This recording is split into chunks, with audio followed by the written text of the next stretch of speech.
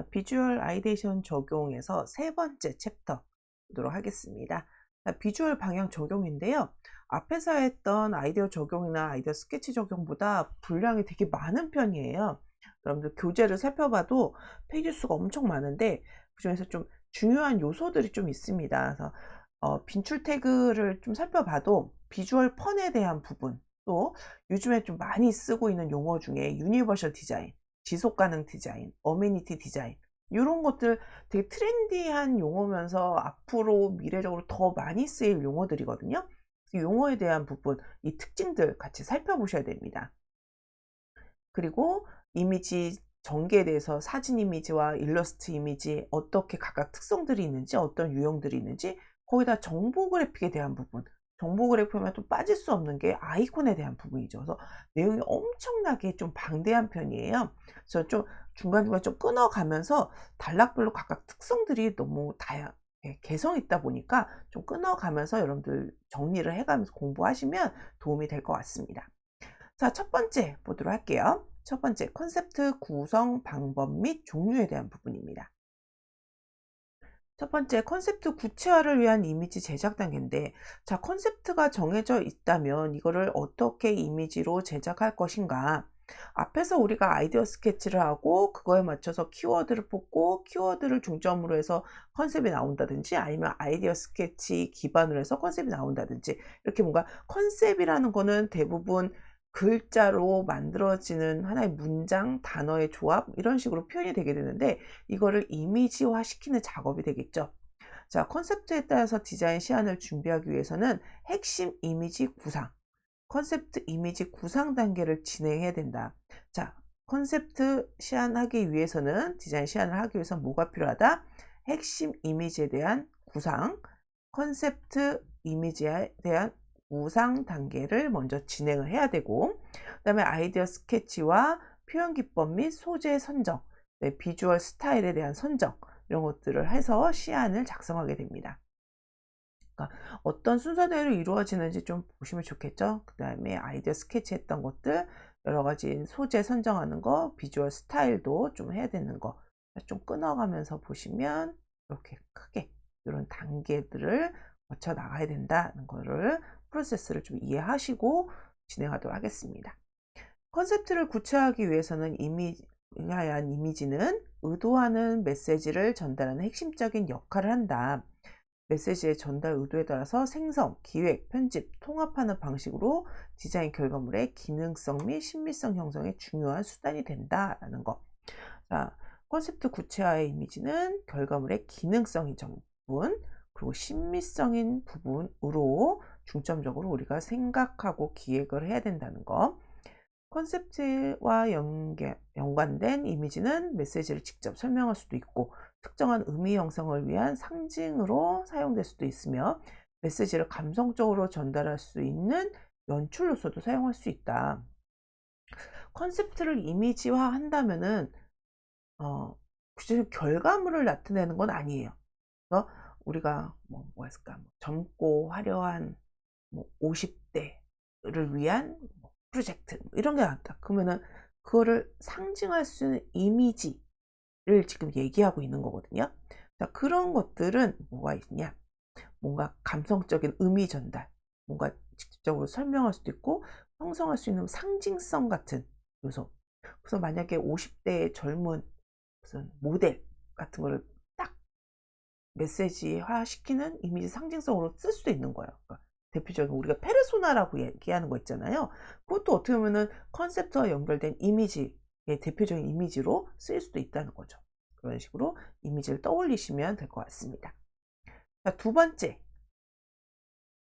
자, 컨셉트 이미지는 어떤 역할을 할까요? 컨셉트 이미지 역할은 전달하는 메시지와 밀접한 연관성이 있어야 되고, 자, 메시지 전달성이 있어야 된다는 거. 특히 어떤 내용, 우리 소구한다, 소구력, 이런 얘기 하잖아요. 그런 소구력에 대한 부분을 언급하고 있는 겁니다. 이미지의 선택은 디자인 의도와 기획된 컨셉트에 따라서 사진이나 일러스트레이션을 사용할지, 문자를 이미지로 사용할지 디자인에서 신중하게 고려해야 된다. 메시지를 직접 설명하는 역할을 하는 것과 의미 형성을 하기 위한 상징적인 걸 사용하는 거, 감성적 연출 수단으로 사용하는 거. 이렇게 크게 이렇게 세 가지를 우리가 볼 수 있는데, 자, 크게 역할로서 본다면 컨셉트 이미지 역할은 메시지를 직접 설명하거나, 의미 형성을 위한 상징으로 사용하거나, 감성적 연출 수단으로 사용하거나. 자, 요 세 가지 기억을 해 두세요. 컨셉트 이미지 역할이 아닌 것은 이렇게 문제가 많이 출제가 되니까 요 세 가지. 직접 설명, 의미 형성, 감성적 연출로서 사용한다. 이거 외우고 넘어가시면 되겠습니다.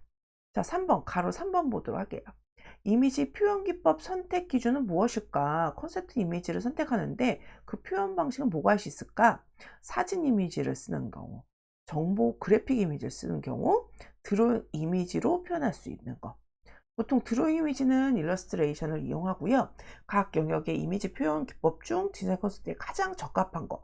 어떨 때는 우리가 직접적이고 사실성으로 보여줘야 되는 메시지들이 있어요.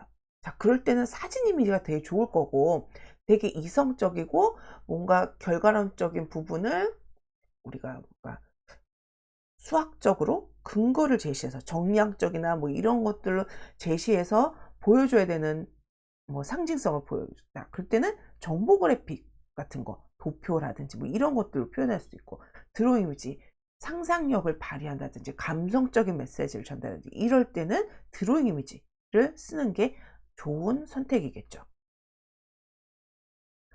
자, 또 뒤로 넘어가 보면 이미지의 내용과 스타일의 결합에 관한 사례 이미지를 참조하여 스크랩하고 팀원들과 표현 기법을 논의한다. 이는 지나치게 상징적이거나 내용이 적합하지 않은 기법에 따른 메시지 전달의 오류를 줄일 수 있다. 자, 이걸 하기 위해서 우리 뭐 하나요? 이렇게 비슷한 사례 이미지 참조한다. 이거 뭐예요? 레퍼런스.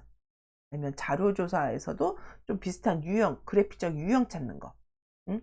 우리가 뭐 이거는 모방하고는 좀 다른 거예요. 어떤 방향으로 갈 건지 방향성을 제시하기 위한 이미지, 사례조사. 그걸 우리가 보통 실무 작업에서는 레퍼런스로 많이 얘기하죠. 자, 그런 것들을 모아가지고 사람들, 그 팀원들과 아니면 클라이언트와 그런 기획팀들끼리 모여가지고, 아, 요번에는 이런 스타일로 갔으면 좋겠다. 이런 표현 기법으로 갔으면 좋겠다. 아까 얘기했던 표현에서 사진도 있고 드로잉도 있고 드로잉에도 엄청나게 많은 종류가 있는데 그런 스타일들을 정해보는 거예요. 그걸 논의를 통해서 해야지 나중에 메시지 전달에 오류가 없도록 쓸 수 있다는 거예요. 뭐 감성적인 메시지를 전달해야 되는데 사진을 쓴다? 그거는 조금 매칭이 좀 잘 안 되죠. 어떤 거는 정말 사실적인 요소가 강해야 되는 것들이 있어요. 무슨 건축이라든지 영양 성분에 대한 부분, 이렇게 중요한 이슈가 되는 것들은 이런 것들도 일러스트로 해서 너무 감성적으로 전달하면 오히려 효과가 덜할 거예요. 그런 것들을 감안해서 우리가 이미지 소재를 선택하고 표현 기법을 선택해야 됩니다. 자, 4번, 가로 4번으로 넘어가면 이미지 소재의 선택 기준 보도록 할게요. 디자인 개발자는 컨셉트를 구현하는 메시지를 담은 이미지 소재의 선택 기준으로서 디자인 개발자가 이미지를 직접 개발하거나 이미지 제작 외주 전문가에게 의뢰하기 위해서 숙지합니다. 자, 디자인을 직접 하는 뭐 편집 디자이너가 일러스트를 대신하거나 그런 경우는 극히 드물고요. 요즘에는 뭐 내가 잡지책을 들어가는 사파라든지 아니면 교과서 안에 들어가는 사파, 동화책에 들어가는 그림, 이런 것들은 대부분 다 외주를 주게 됩니다. 또 디자인 회사 같은 경우에서 요즘에는 AI 기능을 집어넣은 책들 막 이런 것도 많이 나오는데 그런 것들도 대부분 해당되는 사항들을 외주를 줘서 관련된 전문가한테 의뢰하는 경우도 되게 많이 있어요. 작은 프로젝트 같은 경우는 직접적으로 하거나 아니면 유료 사이트에서 사진을 다운받아서 재가공하거나 아니면 직접 쓰거나 하는 경우들도 있지만 외주를 줘서 작업하는 경우들이 생각보다 되게 많이 있어요. 그거를 판단하는 능력도 디자이너의 능력인 거예요.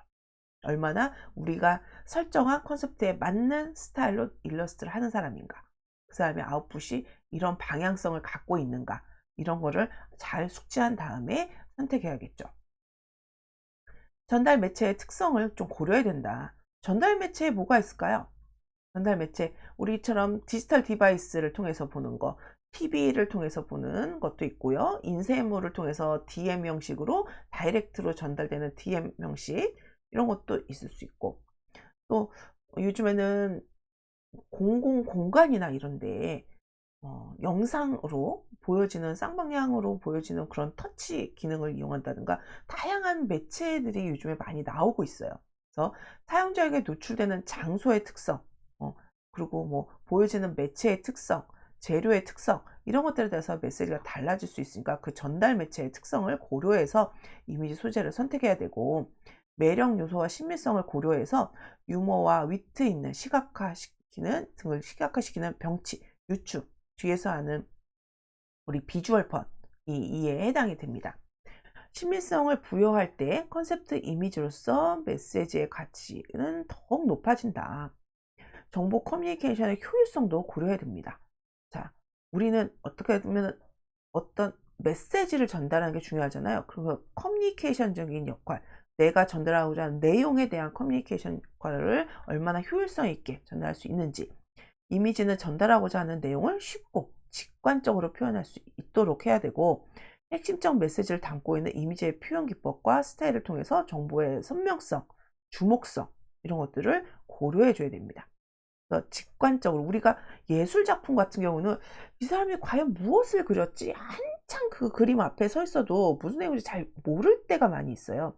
그리고 디자인은 내가 전달하고자 하는 내용이 명확하게 전달돼야 되고 직접적으로 전달되게끔 작업을 해 줘야 돼요. 그래서 직관성에 대한 부분, 그 핵심적인 메시지에 대한, 스타일에 대한, 정보에 대한 선명성, 그리고 눈에 띄어야겠죠. 주목성, 이런 것들을 고려해 줘야 됩니다. 다른 이미지와 텍스트 요소와의 관계에서 형성되는 메시지와 정보 구조에서의 역할을 염두에 두어서 직접 제작하거나 제작을 의뢰합니다.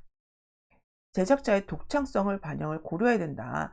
창의적인 결과물로서 이미지는 제작자의 개성과 독창성이 반영되어 이미지의 아이덴티티, 어? 무조건 뭐 우리가 앞에서 얘기했던 것처럼 뭐 보편성에 대한 부분, 직관성으로 막 보여준다 해서 그냥 쌀은 쌀이고 나무는 나무고 이렇게 보여주는 것도 있겠지만, 그 안에서 제작자라는 디자이너가 할 수 있는 어떤 스타일, 어떤 방향성, 이런 것들이 명확하게 명료해야 돼야 되는데, 이제 그런 것들이 어쩌면 아이덴티티를 보여주는 거죠. 그런 아이덴티티가 적용될 수 있도록 고려를 해서 디자인을 해 줘야 됩니다. 이미지 선택을 해 줘야 된다는 겁니다. 자, 동그라미 2 번으로 넘어가 볼게요. 자, 동그라미 2 번. 매체와 표현 기법에 따른 컨셉트의 전개. 자, 어떤 매체와 표현 기법의 연계성을 좀 잘 생각하시면서 봐 주시면 되겠습니다. 자, 1 번, 가로 1번 보면 이미지 스타일로서의 비주얼 펀에 대한 부분. 자, 요번 챕터에서 되게 중요하게 봐야 되는 용어가 바로 비주얼 펀이에요. 앞에 있는 것들은 그냥 쭉 물 흘러가듯이 한번 쭉 읽어 보시면 되고요. 여기서 핵심적인 용어가 바로 비주얼 펀이에요. 앞에서 윗부분에서 사람들한테 시각적으로 약간 흥미를 느끼게 하고 매력적으로 느끼게 하기 위해서 유머러스하게 만드는 거, 뭐 이런 요소들이 나오는데, 그게 뭐냐면 비주얼 펀을 한다는 거거든요. 그래서 비주얼 펀에 대한 개요부터 보도록 하겠습니다. 시각 디자인 결과물을 개발하기 위한 요건 중에서 시각 커뮤니케이션 스타일을 형성하는 다양한 의미 만들기. 자, 디자인 컨셉트를 명확하게 전달하기 위한 기능적 역할뿐만 아니라 소비자 혹은 사용자에게 메시지를 특정한 감성으로 전달할 수 있는 메신저 역할이 되게 중요한데, 여기서 뭐 해야 된다? 유머러스 해야 된다. 위트 있게, 아우 센스 넘치는데 뭐 이런 거 느낄 때 간혹 있죠. 무릎을 탁 치고 뭔가 웃음이 지어지는, 그러니까 런 그런 것들이 사람들한테 더 감각적으로 다가오고 한 번 더 곱씹게 되는 요소들이 생기는데, 자, 비주얼 펀이 이런 걸 얘기하는 거예요. 시각적인 표현 방식보다는 언어적인 수사, 이렇게 느껴지지만 우리는 그거를, 이건 하나 어떻게 보면은 어느 정도 수사 기술도 널리 활용되는 기법이다. 그 안에는 언어 순서 기법이 유머와 위트가 같이 믹스된 스타일을 볼 수 있죠.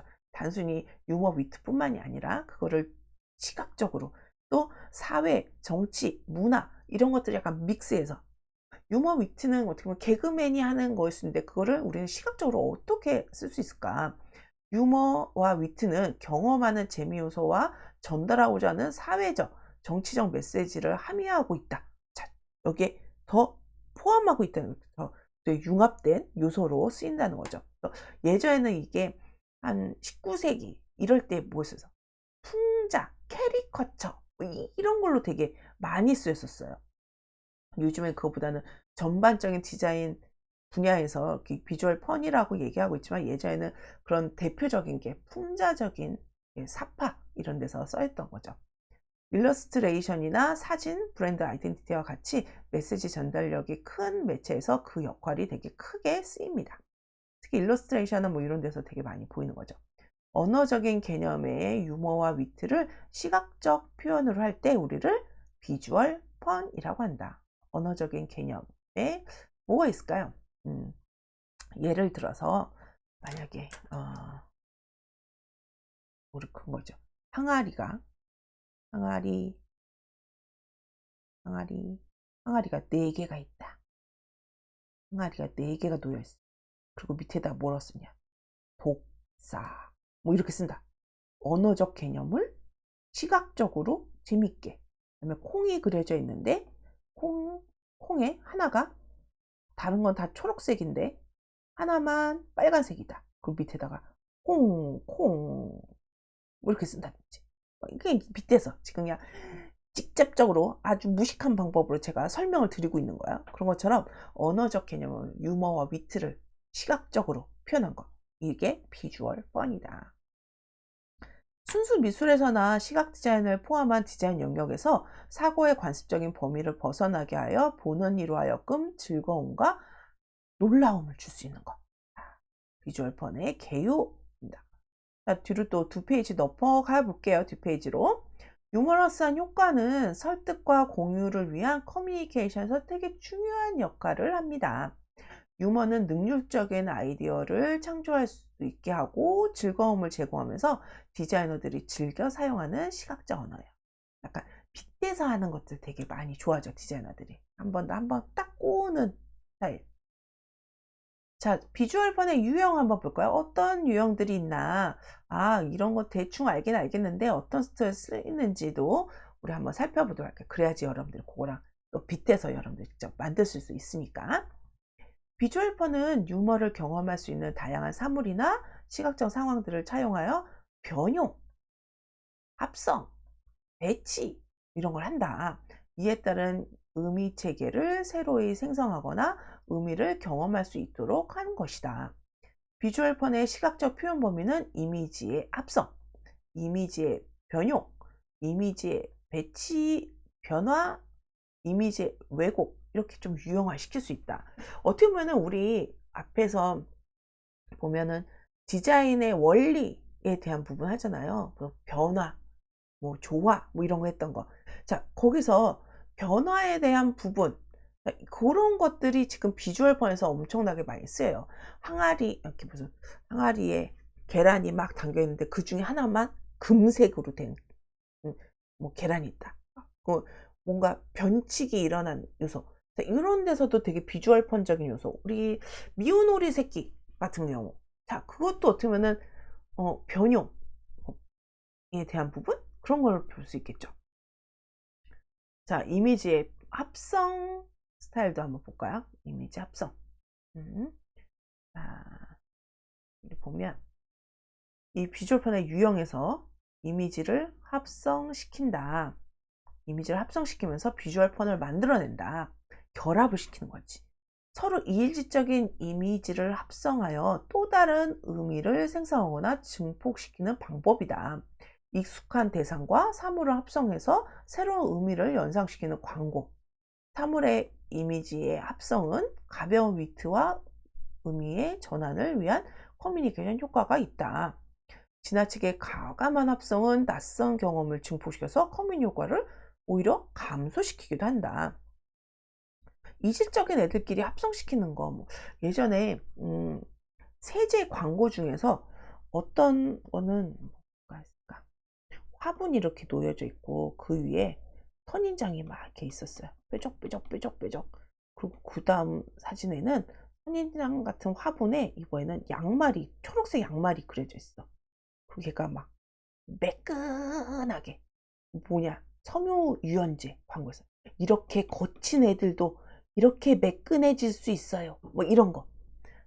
그런 것들 하면은 우리 화분에 양말이 꽂힐 일은 없잖아요. 그런 이미지, 이질적인 이미지.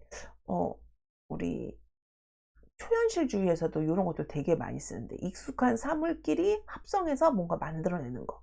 자, 그런 것들도 초현실주의자들이 많이 했던 이미지 방식인데, 그런 것들이 광고 이미지나 이런 데서 엄청나게 많이 쓰입니다. 근데 너무 과감하게 하면 간혹가다 이게 뭐지? 이럴 때 있어요. 그러니까 너무 과감 합성은 오히려 커뮤니케이션 효과를 감소시킬 수 있다. 이것도 주의를 해야 되는 부분입니다. 자, 그 다음으로 넘어가 보면 이미지의 변형, 크기와 색채 등의 변화를 통해서 이미지의 원래 의미를 변형시킨다. 뭐 개미가 있고 사람이 있는데 개미를 크게 키운다든지 뒤에 코끼리를 조그맣게 그린다든지 뭐 이런 것들도 어떻게 보면 이미지의 변형에 대한 부분이죠. 스케일의 변화를 줘서, 또 뭐 크기나 색채에 대한 변화를 줘서 이런 것도 있습니다. 언어와 이미지의 조합을 다르게 해서 원래 의미를 전치시키는 것. 각 사물의 원래 의미를 손상하지 않으면서 자연스럽게 의미 전치를 가져오게끔 하는 작업들이 필요하죠.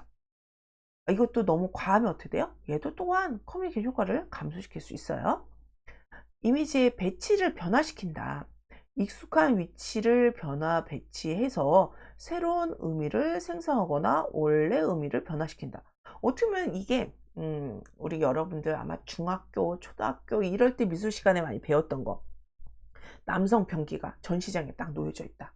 다다이즘이나 막 이때 많이 썼던 거. 엉뚱한, 우리가 알고 있는 사물이 엉뚱한 곳에 배치돼서 또 다른 의미를 갖고 뭐 이런 것들 많이 했는데, 그렇죠. 익숙한 위치를 변화시켜서 새로운 의미를 만드는 거. 이런 것들, 이미지의 배치 변화. 그런 것들 들 수 있겠고, 이미지에 대한 왜곡. 특정한 부분의 크기나 형태, 질감, 색채 이런 것들을 왜곡시켜서 새로운 의미를 생성한다든지, 원래 이미지와 왜곡된 이미지에 의한 의미의 차이에서 새로운 의미를 발생시키고, 왜곡 이미지를 자연스럽게 해서 의미를 증폭시킬 수 있다. 갑자기 산골이 나오다가 갑자기 KTX가 샥 지나가는 무슨 합성을 한다든지 뭐 이런 것들. 그리고 사다리가 있는데 꼬불꼬불꼬불, 원래 사다리는 일자인데 꼬불꼬불꼬불하게서 막 혼돈된 모습, 이런 걸 표현한다든지 뭐 이런 것들 이미지의 왜곡에 해당됩니다. 사과가 빨간데 갑자기 사과가 파랗게 됐다. 이런 것들도 어떤 이미지의 왜곡, 그리고 또 다른 새로운 의미, 이런 것들도 생각해 볼 수 있는 이미지 표현 방법, 비주얼 펀의 방법이라고 볼 수 있겠습니다. 자, 가로 2번 보도록 할게요. 이미지의 기호적인 접근에 대한 부분. 자, 기호에 대한 부분들도 되게 중요하게 보셔야 되는데, 조금 설명을 좀 쉽게 제가 좀 정리를 좀 해드리도록 할게요. 이미지와 키워드 결합 관계에서 보면, 이미지와 키워드의 결합은 컨셉트를 구체화할 수 있는 컨셉트의 시각화라고 볼 수 있고, 컨셉트에 맞는 이미지를 만들어내는 디자인 개발자는 컨셉트와 이미지, 키워드의 관계 이런 것을 파악해서 구조화하는 데 창의적 역량을 발휘해야 합니다. 특히 우리가 심볼 마크 이런 거 만들 때 이런 기호적인 접근이 되게 많이 필요한 중요한 요소예요. 이미지의 기호적 의미인 기표와 기의에 대한 부분. 기표와 기의. 자, 이게 예전에는 되게 대학원 과정에서 되게 많이 했던 부분인데, 요즘에는 이게 조금 더 밑으로 내려서 되게 사람들이 꼭 알아야 되는 형태 심리학과 뭐 이런 부분하고 심리적인 부분, 뭐 기호학적인 부분에서 많이 언급이 되고 있어요. 그래서 NCS 책에도 언급이 되어 있는 거라서 조금 더 설명을 좀 쉽게 해드릴게요. NCS 책에서는 조금 어렵게 좀 표현이 되어 있더라고요. 기호학자 롤랑 바르트가 이런 기호학적으로 해석을 했는데요. 기호는 기표와 기가 결합된 거다. 자, 기호는 이걸로 볼게요. 기호는 뭐가 기표와 플러스 기의가 합쳐져서 우리는 기호라고 부른다는 거예요. 자, 그러면 기표가 뭐고 기의가 뭔지를 알아야겠죠. 자, 기표라고 하는 거는 보통 의미를 지닌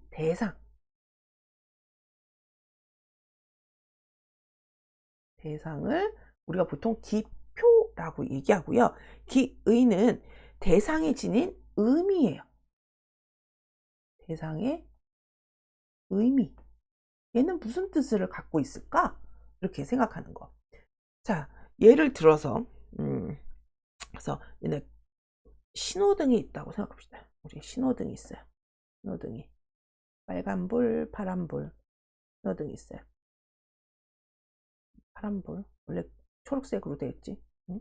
자, 이렇게 있는데 우리가 신호등이라는 거, 신호등은 기표, 신호등은 기표다. 대상이에요. 의미 대상. 자, 어떻게 보면 기표는 겉모습을 뜻하는 거예요. 겉모습. 음성으로 표현되는 겉모습, 신호등 그냥 모양. 자, 그거를 우리는 기표라고 부르고, 우리는 빨간불이 켜지면 어떻게 해요? 사람들이. 아, 빨간불이 켜지면 멈춰야 되는구나. 초록불이 켜지면 길을 건너야 되는구나. 라고 생각하잖아요. 그게 바로 기의예요. 이걸 보고서 얘가 담긴 의미를 인지해서 행동하게 되는 거. 그거를 기의라고 그런다. 알죠? 신호등 자체는 기표, 신호등을 보고서 우리가 판단해서 행동하는 거, 그 의미를 파악해서 그거는 기의다 라는 거. 그렇게 좀 같이 외워두시면 이해가 좀 더 쉬우실 거예요. 자, 그리고 단계로 요 기호는 기표와 기의 결합이다. 이런 것들 우리 용어 개념에서 되게 많이 나오는 거니까 알아두시기 바랍니다. 이 과정은 단일한 관계뿐만 아니라 국가, 생활환경, 문화, 계층, 성별에 따라서 2차, 3차 기호로서 또 다른 의미를 만들어냈습니다. 우리 픽토그램도 마찬가지고 이런 기호나 기표 같은 경우에는 나라마다 다 달라요. 만약에 까마귀가 있어. 까마귀가 있어요. 까마귀가 있는데 이 까마귀는 우리나라에서는 어때요? 그냥 까마귀는 까마귀야. 자, 기표는 똑같아요. 일본에서 보는 까마귀나 우리나라에서 보는 까마귀나 똑같아. 그런데 기의는 다르죠. 일본에서는 까마귀가 길조예요. 까마귀를 보면 되게 좋은 일이 일어날 것 같아. 우리나라는 까치는 되게 좋은 의미인데 까마귀는 왠지 안 좋은 의미야. 까마귀가 날자 막 배가 떨어져. 우두두두 떨어져. 안 좋은 느낌. 그래서 기의가 달라지죠. 나라별 생활, 문화, 계층 이런 거에 따라서 서로 달라질 수 있다는 거야. 우리나라에서는 3이라든지 7이라는 숫자가 되게 좋은 의미고 4라는 숫자는 안 좋은 의미를 갖고 있는데 어느 나라 가면은 오히려 4가 되게 좋은 의미로 쓰일 수 있다는 거죠. 자, 그것처럼 기표, 기의, 그리고 얘네들은 우리 국가, 생활환경, 문화, 계층, 성별에 따라서 또 다른 의미를 또 만들어낼 수 있다는 것을 볼 수 있습니다. 자, 가로 3번으로 넘어가 볼게요. 사용자 편의를 위한 디자인 가치 적용에 대한 부분입니다. 클라이언트가 제품에 대한 홍보와 마케팅을 위한 매체 개발을 의뢰할 때 디자인 개발자는 결과물의 상품 가치를 높이기 위한 기획, 개발, 결과 이런 것들을 집중해서 해야 되고 디자인 결과물의 최종 사용자는 일반 사용자 및 소비자로서 디자인 개발자는 이들을 위한 디자인 측면, 사회적 측면 요즘에 되게 중요시 여기고 있는 분이에요. 윤리적인 부분까지 디자인 측면과 사회적인 측면까지를 지향해야 된다. 그래서 우리가 많이 쓰이는 용어들이 있죠. 뭐 예전부터 한 20, 30년 전부터 썼던 용어 유니버셜 디자인. 너도 나도 모두 편리하게 행복하게 하는 디자인. 자, 유니버셜 디자인. 그리고 최근 한 5년, 10년 전부터 많이 쓰고 있는 용어 지속 가능 디자인에 대한 부분. 또 최근에 그렇게 일반적으로 많이 쓰지 않지만 논문이나 이런 데서 많이 언급되고 있는 어메니티 디자인. 이 세 가지를 가지고서 디자인의 가치, 사용자 편의를 위한 디자인 가치에 대한 부분을 우리 같이 살펴보도록 하겠습니다. 제일 처음에 유니버셜 디자인. 유니버셜 디자인은 워낙 많이 다루고 있고 요즘에는 교과서에도 많이 언급이 되고 있어서 여러분이 쉽게 이해하실 수 있는 부분이에요. 그래서 유니버셜 디자인에 관련된 책도 있죠. 그래서 거기서 언급하고 있는 기준, 법칙, 뭐 범위 이런 것들 엄청나게 많은데 우리가 그것까지 다 공부하기는 좀 힘들어요. 자, 그렇지만 그래도 기본적인 개념 짚고 넘어가야겠죠. 시각 디자인에서 유니버설 디자인 정욕은 대표적으로 타이포그래피, 픽토그램 이런 거를 대표적으로 들 수 있어요. 이거 말고도 뭐 포장 디자인에서도 많이 쓰이고 제품 디자인에서 특히나 더 많이 활용되고 있습니다. 뭐 그리고 UI 작업이나 아니면 여러분들 뭐 있을까? 은행 같은 데 가면 돈을 이렇게 막 뽑을 때 화면 한번 보시면 키오스크 보면 거기에 시각 장애인용 뭐 터치 화면, 시각 뭐 약간 보용 뭐 이런 것들 많이 보셨을 거예요. 그거 누르면 어때요? 글씨가 갑자기 뽕 커지는 거 많이 보셨죠? 그런 것들도 유니버셜 디자인인 거예요. 픽토그램도 글자를 잘 모르는 사람도 쉽게 이해하고 그거에 대해서 움직일 수 있도록 지시사항을 받을 수 있도록 하는 픽토그램들 이런 거에 다 유니버셜 디자인이 들어가는 거죠. 글자를 모르는 사람도 아이부터 어른까지 남녀노소 문화와 상관없이 인지할 수 있게끔 해주는 픽토그램 이런 게 대표적으로 볼 수 있습니다.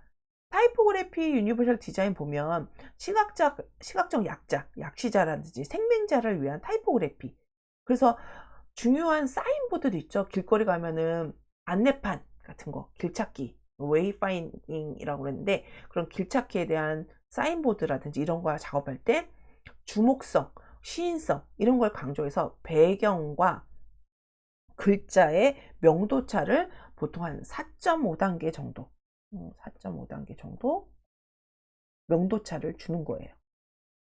최소한 최소값으로 그 유니버셜 디자인에서 기본적으로 잡고 있는 건데 그만큼 차이가 있어야지 시각적 약자들도 쉽게 글자를 인지할 수 있다는 거. 예쁘게 만들겠다고 내가 연두색에 보라색으로 글자 썼어요. 자, 그거는 일반인들을 봤을 때는 채도 대비가 되게 강해서 잘 보이지만 시각적 약자나 정맥 그러니까 녹색, 빨간색 이런 것들 잘 구분 못하는 정록색 약 뭐 이런 거 갖고 계신 분들 이런 사람들한테는 아주 쥐약인 거예요. 잘 못 알아봐. 그래서 명도차가 되게 중요해요. 색상보다. 그래서 이런 것들을 고려한 디자인을 하는 거. 여기서 중요한 거 가독성, 주목성, 시인성이 높게끔 타이포그래피를 해야 된다. 그러기 위해서는 색상, 명도, 채도 중에 뭐가 제일 중요해? 명도가 제일 중요해. 까지 같이 연결지어서 공부하시면 되겠습니다. 그 다음에 픽토그램 유니버셜 디자인. 픽토그램은 또 어떻게 하냐? 픽토그램은 간명한 이미지에 정보를 압축해서 적용한 거예요.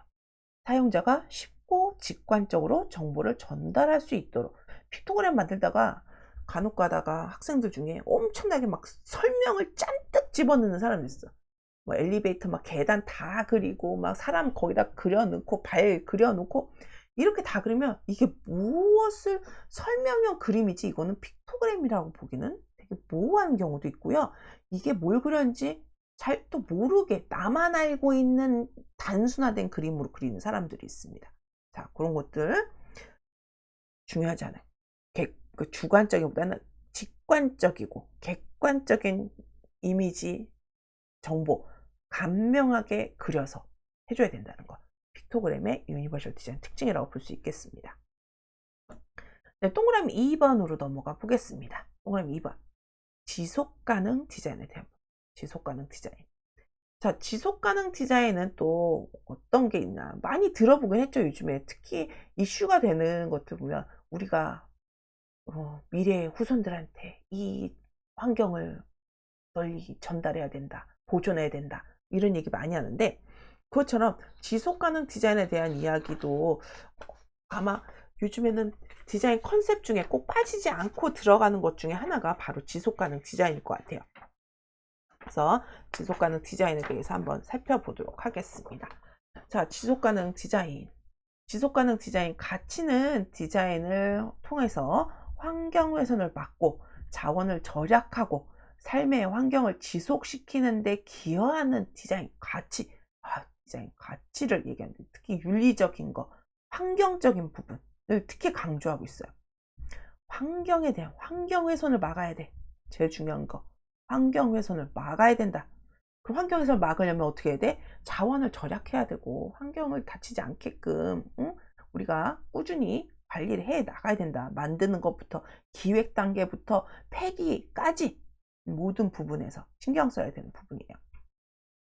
시각 디자인, 제품 디자인, 환경 디자인 이런 데서 다 모든 부분에서 요즘에 지속가능 디자인을 가장 큰 이슈로 삼고 있습니다.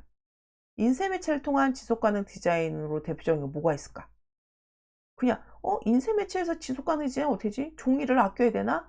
종이 자체를 작게 만들어야 되나? 책을 손바닥만 하게 만들어야 되나? 그런 것보다도 용지를 절약하기 위한 다양한 절지 A4 사이즈가 많이 쓰이는 이유는 뭐냐면은 우리가 커팅하고선 남는 부분을 최소화하는 거예요. 내가 정사각형으로 책을 만들 수도 있지만 정사각형으로 판을 만들면 우리가 국전지나 사륙전지라는 용지 사이즈가 있는데 자르고 나서 남고 버리는 부분이 생기거든요. 그래서 용지를 최소한으로 쓰고 버리는 부분이 없게끔 한다든지 잉크를 절약해서 찍는 방법. 우리 나눔 서체 중에서 나눔 에코 서체가 있죠. 나눔 에코 서체를 자세히 들여다보면 글자 안에 구멍이 뽕뽕뽕뽕뽕 뚫렸어요. 잉크를 그만큼 조금 쓴다는 뜻이야. 또는 인쇄할 때 우리가 CMYK 사색 분판을 하는데 요즘에는 2개 분판만 쓰는 경우, 한 가지 색상만 가지고 농도 맞춰서 쓰는 경우. 우리 지금 우리 이 PDF 문서 여러분들이 보고 있는 교재도 검정색하고 약간 푸른색 그거만 쓰죠. 우리 교재도 뭐 하고 있어? 지속 가능 디자인에 참여하고 있는 거예요. 잉크를 절약해서 쓰고 있거든. 사색을 다 쓰지 않고. 표지에서만 다 쓰고 내지에서는 지금 2가지 컬러만 쓰고 있는 거. K하고 B만 가져다 쓴다든지 뭐 이런 것들을 볼 수가 있습니다. 잉크를 절약하는 방식 쓰고 있다. 또 리사이클 방식을 쓴다. 다시 재활용, 재사용 할 수 있게끔 하는 거. 그걸 리사이클링 방식이라고 부른다. 자, 요거 외워둘까요? 인쇄 매체에서 어떻게 써? 용지 절약 방식, 잉크 절약 방식, 리사이클 방식. 대표적으로 많이 쓰고 있는 방식이에요. 그래서 좀 디테일해 보면 용지 절약하기 위해서 어떻게 해요? 개발자는 인쇄 원고 제작을 위해서 판형 제작, 책자 크기, 재본 방식 이런 걸 이용해서 종이를 최대한 절약하면서 디자인 목적을 달성하기 위한 방안을 고려해야 된다. 잉크 절약을 위해서는 디자인 개발자는 인쇄 잉크 절약을 위해서 방안, 아트워크 단계부터 고려해야 된다. 우리처럼 이색 잉크를 쓰겠다. 이런 것들을 계획할 때부터 그래야지 이게 전체 단락이라든지 형광펜 노란색으로 쓸 수 있지만 우리는 잉크를 절약해서 파란색으로 쓰고 있어요.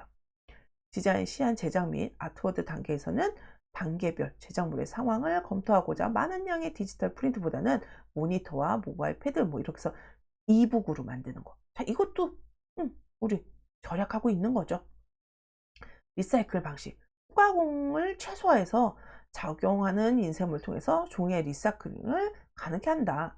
후가공이 뭐가 있냐면 여러분들 책 튼튼하게 하겠다고 책 표지에다가 코팅하는 거 있죠. 코팅한다든지 금박, 은박 이렇게 박을 쓰는 경우. 그리고 일부분 글자만 이렇게 올록올록해서 엠보싱 느낌이 나게끔 발포되는 것들. 이런 것들이 다 후가공이거든요. 후가공을 하면 안 좋은 게 종이 리사이클이야. 그래서 재활용에다 버릴 수 없어. 그런 애들은 코팅된 종이 재활용에 넣으시면 안 돼요. 그래서 리사이클 가능하게 하기 위해서 그런 후가공을 최소화한다든지 아니면 재생용지를 쓴다든지 요즘에 천연 펄프 뭐 폐 가죽을 이용한 종이 뭐 이런 것들 되게 많이 나오고 있는데 그런 것들을 이용하면 우리 지속 가능 디자인을 적용했다라고 볼 수가 있겠습니다. 자, 이번에는 어메니티 디자인 적용에 대한 부분입니다. 어메니티 디자인 적용. 디자인 결과물은 사람들의 일상생활 환경을 쾌적하게 만드는 역할을 할 수 있다. 인 겁니다. 이상하게 쾌적하게. 디자인 결과물이. 쾌적한 환경. 어메니티. 어메니티 하면은 사람들이 또 그거 많이 떠올리더라고요. 호텔에 있는 여러 가지 샴푸, 린스, 칫솔. 아, 이 호텔에는 어메니티가 참 좋아. 뭐 이런 얘기 많은데 내 생활을 환경을 쾌적하게 하기 위한 거.